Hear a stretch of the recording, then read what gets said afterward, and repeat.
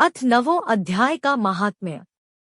श्री नारायण बोले, हे लक्ष्मी, दक्षिण देश में एक भाव सुशर्मा नामक शूद्र रहता था। बड़ा पापी, मांस मदिरा आहारी था, जुआ खेले, चोरी करे, पर स्त्री रमे।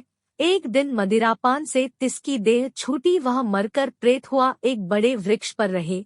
एक ब्राह्मण भी उसी नगर में रहता था। दिन को भिक्षा मांग कर स्त्री को ला देवे। उसकी स्त्री बड़ी कलहनी थी, समय पाकर उन दोनों ने प्राण त्यागे। वह दोनों मरकर प्रेत हुए। वह भी उसी वृक्ष के तले आ रहे जहाँ प्रेत रहता था। वहाँ रहते रहते कुछ काल व्यतीत हुआ। एक दिन उसकी स्त्री पिशाचिनी ने कहा, है पुरुष पिशाचिनी, तुझको कुछ पिछले जन्म की खबर है?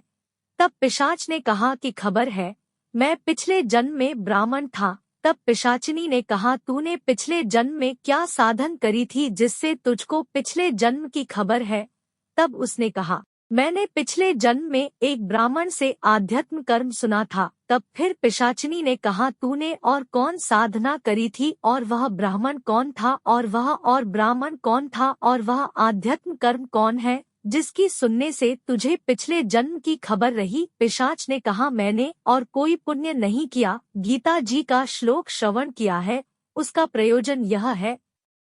एक समय अर्जुन ने श्री कृष्ण से 3 बातें पूछी जो गीता जी के 9वें अध्याय में लिखी है। वह 3 बात पिशाचिनी ने पिशाच से श्रवण करी। इन बातों के सुनते ही एक और प्रेत वृक्ष से निकला। उसने कहा, री पिशाचिनी, यह 3 बातें फिर कहो जो अब कह रही थी। पिशाचिनी ने कहा, तू कौन है? मैं तुझको नहीं सुनती। मैं अपने भर्ता से पूछती हूँ, वह कर्म कौन सा था जिससे पिछले जन्म की खबर रही? इन बातों के सुनते ही प्रेत देह तीनों की छूटी। तत्काल देवदेही पाई, स्वर्ग से विमान आए, उन पर चढ़कर बैकुंठ को प्राप्त हुए। श्री नारायण जी ने कहा, हे लक्ष्मी, यह 9वें अध्याय का महात्म्य है।